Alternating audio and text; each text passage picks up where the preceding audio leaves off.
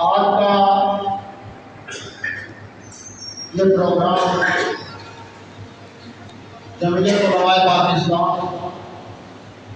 ضلع لاہور کے زیر انتظام کیا جا رہا ہے، جس میں میں اور آپ سب حاضر ہیں۔ اس پروگرام کا مقصد یہ ہے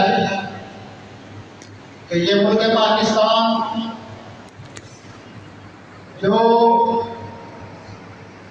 نبی پاک صلی اللہ علیہ وسلم کا عطیہ ہے، جو سرکار نے اپنے غلاموں پر کرم فرمایا اور انہیں رہنے کے لیے یہ وطن عطا کیا گیا، اور یہ ملک حادثاتی طور پر مارد وجود میں نہیں آیا، بلکہ اس ملک کو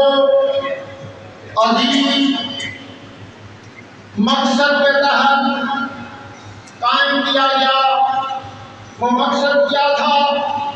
وہ مقصد یہ تھا کہ جو ہر دور کا عام تھا کہ پاکستان کا مطلب کیا، پاکستان کا مطلب کیا، حضرات گرامی قدر، اس پاکستان کو نظریاتی طور پر لا الہ الا اللہ محمد رسول اللہ کی بنیاد پر قائم کیا گیا، اس لیے کہ یہ مسلمان دو قومی نظریے کی بنیاد پر قائم ہوا، اور اس میں نظام مصطفیٰ صلی اللہ علیہ وسلم کا نفاذ ہوگا، اور انشاءاللہ تعالی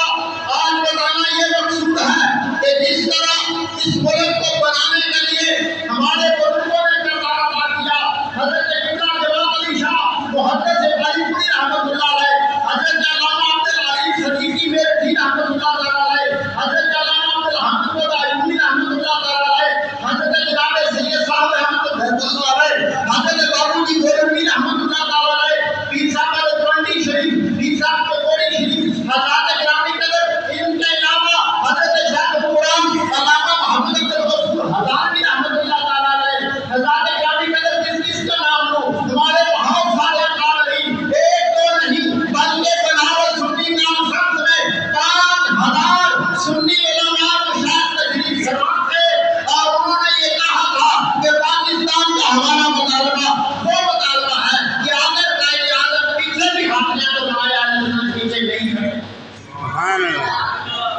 حضرات گرامی قدر، یہ پاکستان ہمارے بزرگوں نے قائم کیا ہے۔ اب اس پاکستان کے تحفظ کے لیے،